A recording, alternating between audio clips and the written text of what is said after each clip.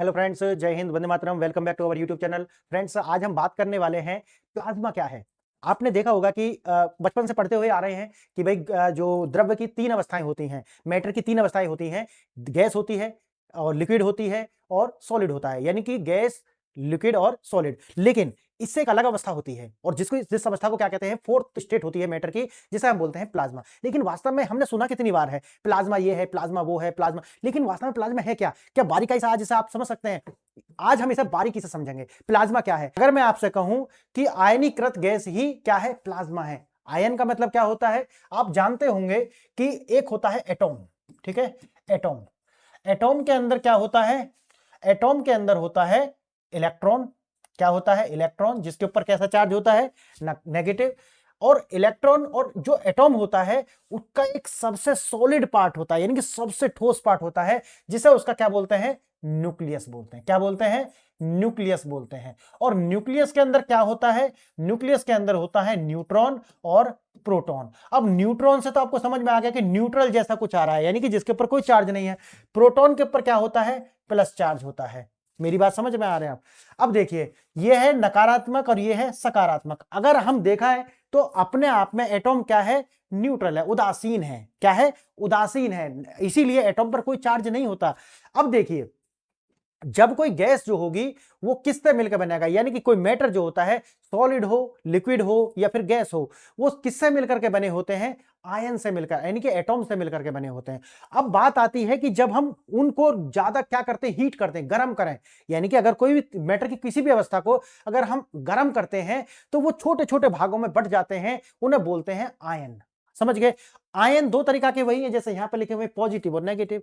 तो एक negative ion और दूसरा पॉजिटिव आयन। आज इसे बारीकाई से समझेंगे और मैं आपको इसमें बताने वाला हूं कि सबसे पहले ये जो प्लाज्मा है इसको माइकल फेराडे ने देखा था, यानी कि कब? शायद 1838 के आसपास, 1838 में। इसे आपको बताने वाला हूं, सबसे पहले माइकल फेराडे ने जो है इसको देखा था और बाद में इरविन, ठीक है, इरविन लेंगुर नाम का एक वैज्ञानिक था, उन्होंने जाकर के 100 ईयर्स के बाद में लगभग 1940 के आसपास इसका जो नामकरण है वो प्लाज्मा किया। तो ये आप समझ गए पूरा।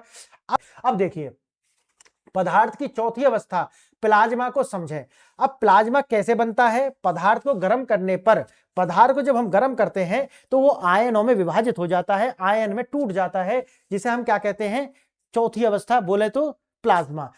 गैस को अत्यधिक गर्म करना, गैस को अत्यधिक गर्म करना, यानी कि अत्यधिक उच्च तापमान पर गैस के परमाणुओं में इलेक्ट्रॉन जो है वो अलग हो जाते हैं। जब हम गैस को गर्म करते हैं तो जो उसके एटॉम है, यानी कि उसके परमाणु जो होते हैं वो अलग अलग हो जाते हैं। और ये जो अलग अलग है, जैसे कि आपको मैंने शुरू में बताया, मैटर क्या होता है? जैसे सॉलिड होता है, लिक्विड होता है और गैस होती है। अब ये जो गैस होती है, जब हम इसको गर्म करते हैं तो गर्म करने पर ये अपने आयन में विभाजित हो जाता है।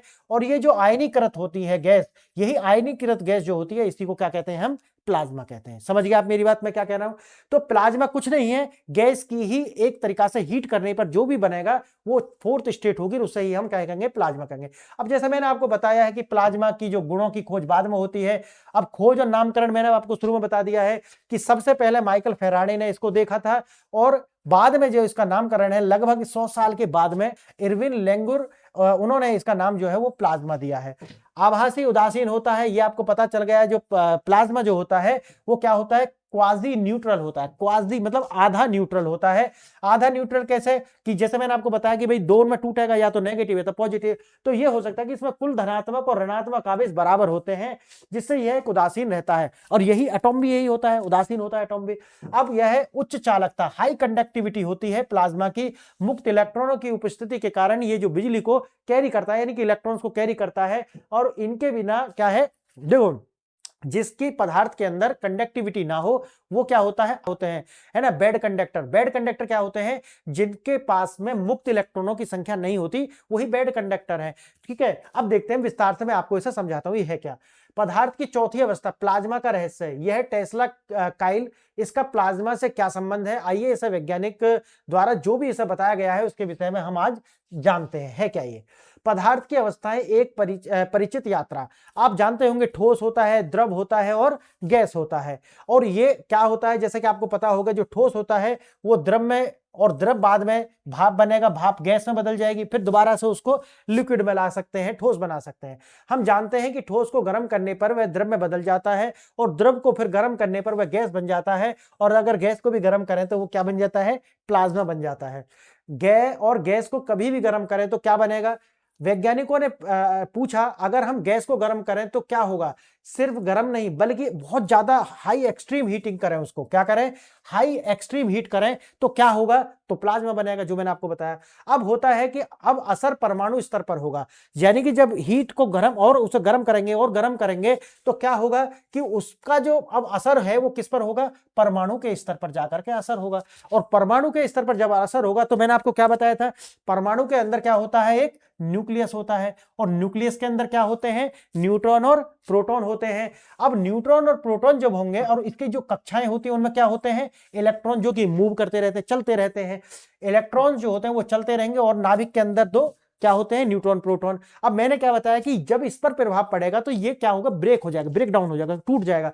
टूटने से इलेक्ट्रॉन भी मुक्त हो जाएंगे और प्रोटॉन भी मुक्त हो जाएंगे। तो मैंने क्या बताया था, प्लाज्मा में क्या होता है, बराबर बराबर संख्याएं इनकी पाई जाती हैं।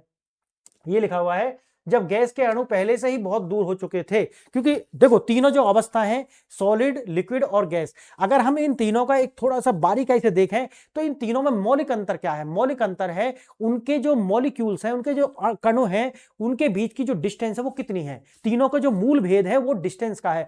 आप देखोगे जो सॉलिड है उसमें क्या होता है कि उनके जो अणु होते हैं, मॉलिक्यूल्स जो होते हैं वो पास पास होते हैं, बहुत नजदीक होते हैं।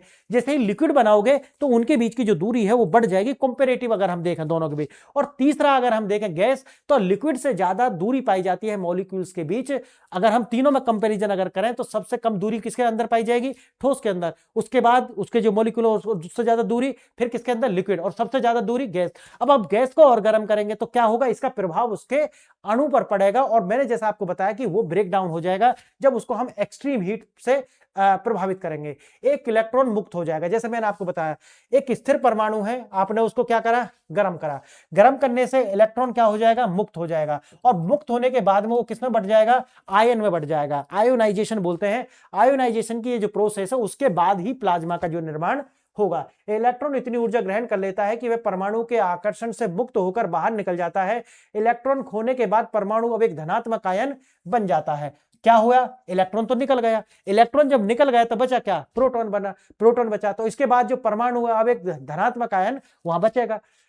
आयनीकृत गैस का महासागर, जैसा मैंने आपको बताया है, ये नई अवस्था जो धनात्मक आयनों और मुक्त इलेक्ट्रॉनों और कुछ उदासीन परमाणुओं का मिश्रण है। क्या है, धनात्मक आयन है इसके अंदर, मुक्त क्या है, इलेक्ट्रॉन है नहीं, इलेक्ट्रॉन निकल चुका है, और क्या है, कुछ कुछ क्या है, उदासीन परमाणुओं का मिश्रण है। अगर आप इनको देखोगे, देखो सारे में क्या है, उदासीन परमाणु है, मुक्त इलेक्ट्रॉन है जो निकल चुके, और धनात्मक आयन है। इनका जो कॉकटेल जो ये है, ये क्या है, प्लाज्मा। प्लाज्मा क्या है, यही जो तीनों का कॉकटेल, क्या, धनात्मक आयन, इलेक्ट्रॉन और मुक्त इलेक्ट्रॉन और उदासीन परमाणु, अगर हम तीनों को मिलाते हैं तो प्लाज्मा। और प्लाज्मा मैंने क्या बताया शुरू में ही, ये आयोनाइज्ड, यानी कि परमाणु का विभक्त होकर के टूट जाना, इलेक्ट्रॉन का निकल जाना और प्रोटॉन का बच जाना, ये जो अवस्था होगी वही होगी प्लाज्मा। क्लियर है। अब जैसा कि मैंने आपको बताया कि नाम किसने दिया, और बताया पहले जो देखा था, किसने देखा था, माइकल फेराडे ने इसको देखा था। कब देखा था, 1830 में देखा था। इसका नाम किसने दिया था, इरविन लैंगमुर। ठीक है, इरविन लैंगमुर जो है, इरविन लैंगमुर जो है, उन्होंने 1920 में इसका जो नाम है वो दिया था। अब देखिए 21वीं सदी में प्लाज्मा, चंद्रयान और भारत का गौरव वही है कि चंद्रयान, क्योंकि इन्हीं के नाम पर, देखना आपको बाद में इन्हीं के नाम पर इसका जो लैंडर जो था उसके नाम में जो आता है, क्या आता है, लैंगमुर प्रोब। प्रोब मतलब ये जो मशीन है।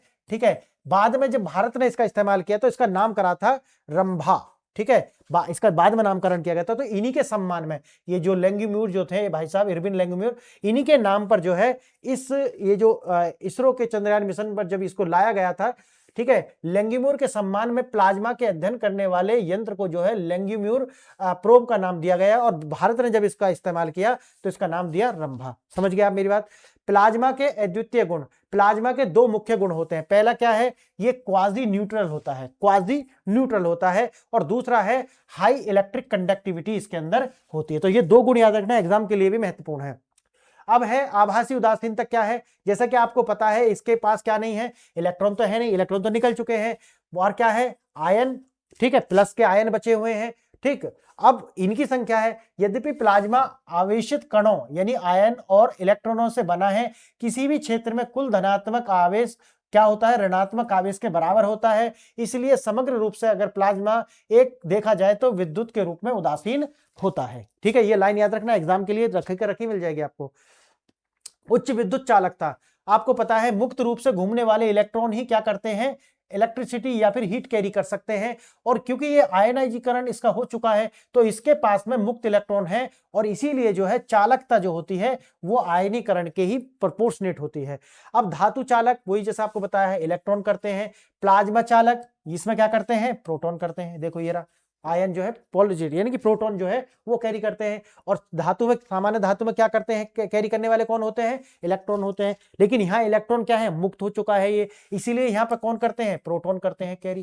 क्लियर है मेरी बात। अब देखिए, प्लाज्मा को मापना दो प्रमुख पैरामीटर हैं, क्या क्या है, पहली जो प्लाज्मा को मापते हैं वो है प्लाज्मा घनत्व, यानी कि उसके घनत्व के फॉर्म में मापते हैं, और दूसरा मापते हैं कि उसका जो आयनाइजेशन है वो कितने गति से या कितनी डिग्री तक हो चुका है। क्लियर है, दो में मापेंगे। अब इसमें क्या है, इसमें मापते हैं कि प्रति इकाई आयतन मुक्त इलेक्ट्रॉन, यानी कि जो भी आयतन लिया, जैसे 1 ग्राम लिया है, अगर 1 ग्राम इसने लिया है तो उसमें कितने इलेक्ट्रॉन जो है वो मुक्त हो चुके हैं, इसमें देखेंगे।